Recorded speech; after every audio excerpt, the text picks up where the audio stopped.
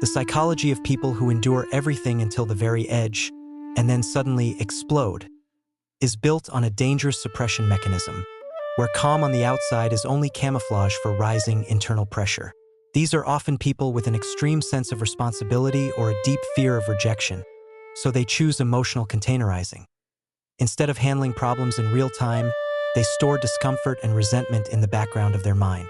They confuse silence with strength and self-erasure with maturity until the inner system finally overloads.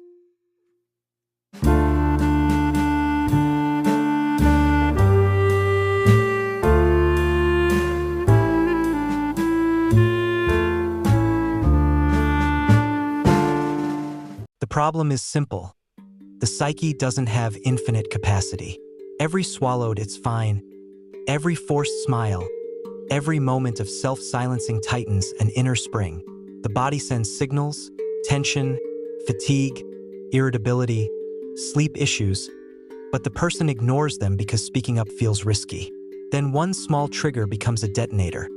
A careless comment, a tiny inconvenience, a harmless-looking joke. Outsiders call it sudden, but inside that person, it has been building for months. Most people who live this pattern didn't choose it randomly. They learned it. Many grew up in environments where emotions were unsafe. Anger was punished, sadness was mocked, disagreement meant rejection. So the nervous system formed a rule: expressing needs creates danger. Staying quiet creates safety. Over time, the brain turns that rule into a habit, and the person starts tolerating things they shouldn't tolerate. Not because they're calm, but because they're trying to survive socially and emotionally. Here's the key psychological detail. Suppression doesn't remove emotion. It relocates it. The feeling doesn't disappear. It gets stored as tension, background anxiety, or silent resentment. The person can look functional and polite while their inner world becomes heavier and heavier. That's why this behavior is so misleading. From the outside, they seem chill, mature, strong.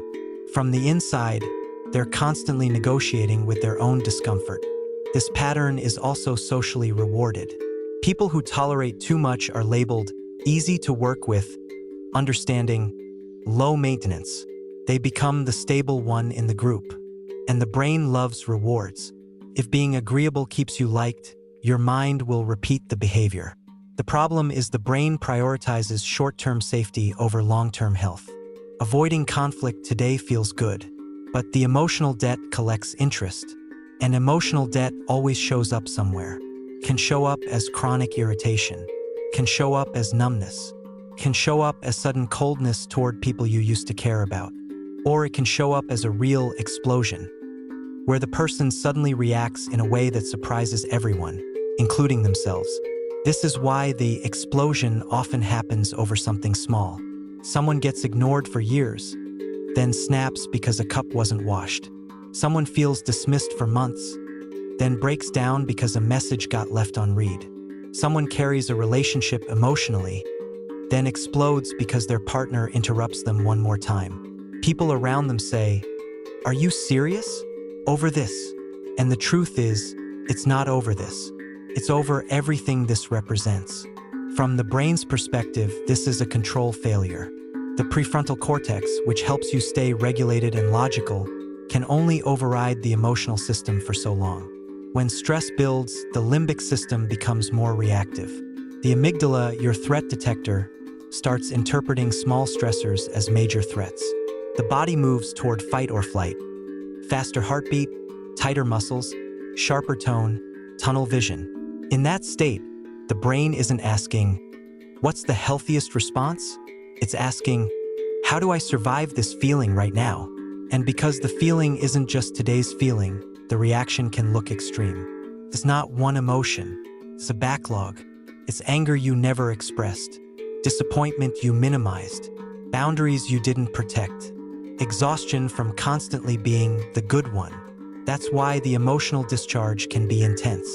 The person isn't reacting with the present moment. They're reacting with accumulated weight. A real-life example, imagine a quiet employee, always reliable, always says yes, takes on extra tasks, smiles through disrespect, never complains. Everyone sees them as the person who can handle anything. Then one day, in a meeting, someone casually says, "Can you do this too? It won't take long." And something breaks.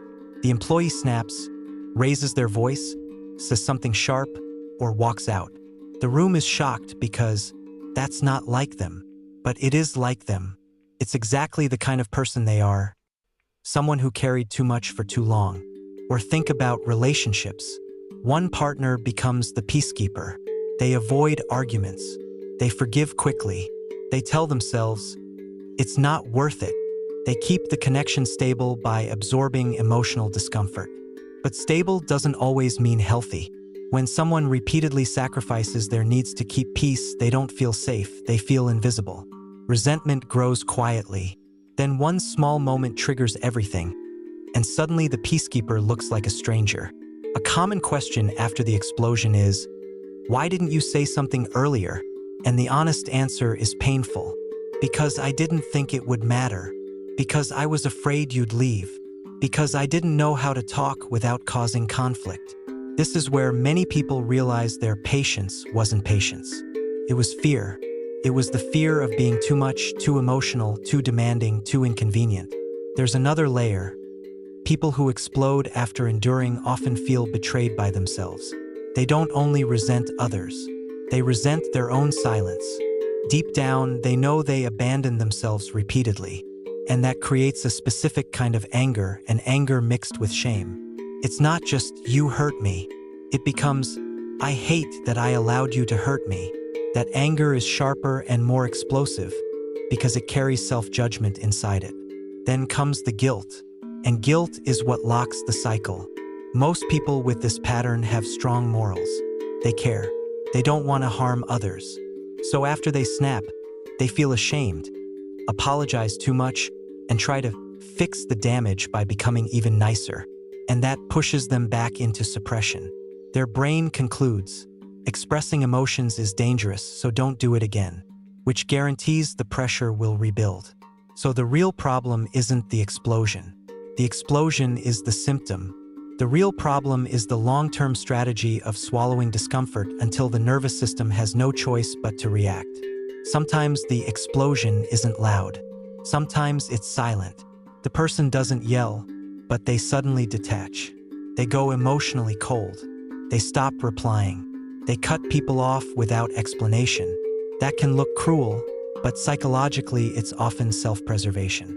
Their system is saying, if I stay connected to this, I will collapse. So they escape. That's still an explosion, just inward. The solution is not be calmer. These people already spend their lives being calm. The solution is building release valves early, while the pressure is still small. That means learning micro-boundaries, expressing discomfort in real time, in small amounts, without waiting until the mind becomes a bomb.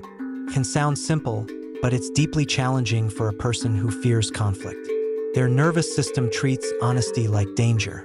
So the first step isn't dramatic confrontation. The first step is awareness. Start noticing the moments your yes is really a no. Notice where your body tightens when you agree to something you don't want. Notice the forced smile, the quick no worries, the internal sigh you ignore. Those moments are where pressure begins. Then you practice small, non-aggressive language that protects your reality. I can't do that today. I need time to think. That didn't sit right with me. Can we talk about this? I felt dismissed when you said that. These aren't attacks. They're release valves. They stop the spring from tightening. Another important shift is learning to see anger as information instead of a threat. Many people fear their anger because they associate it with being bad. But anger is not automatically harmful. Healthy anger is precise. It says, this crossed a line. It doesn't need to destroy anyone. It just needs to signal truth. When you respect that signal early, it doesn't need to turn into chaos later. And there's one uncomfortable truth. If a relationship can't survive your calm honesty, it was being held together by your silence, not by love. If your workplace only values you when you never say no, it doesn't value you, it uses you. Enduring everything might keep you accepted temporarily, but long-term it creates a life where you're present physically and absent emotionally. If you recognize yourself in this, don't label yourself unstable. You're not unstable. You're overloaded. You're a person who learned to survive by swallowing yourself. But what protected you once can destroy you now. Real strength isn't tolerating everything. Real strength is respecting your limits before your nervous system forces you to respect them. So the next time you feel pressure rising, don't wait for the perfect moment to speak. The perfect moment rarely comes. Speak when it's still small. Speak while your voice can stay calm. Speak before your nervous system turns it into survival mode. Because once you explode, you lose control of the message, and you may hurt people you actually care about. Your explosion isn't your personality. It's your psyche demanding boundaries. It's your mind warning you that silence has a cost. Peace isn't the absence of conflict. Peace is the presence of honesty, self-respect, and emotional freedom. And the sooner you build small release valves, the less you'll ever need to explode just to feel like you can breathe again.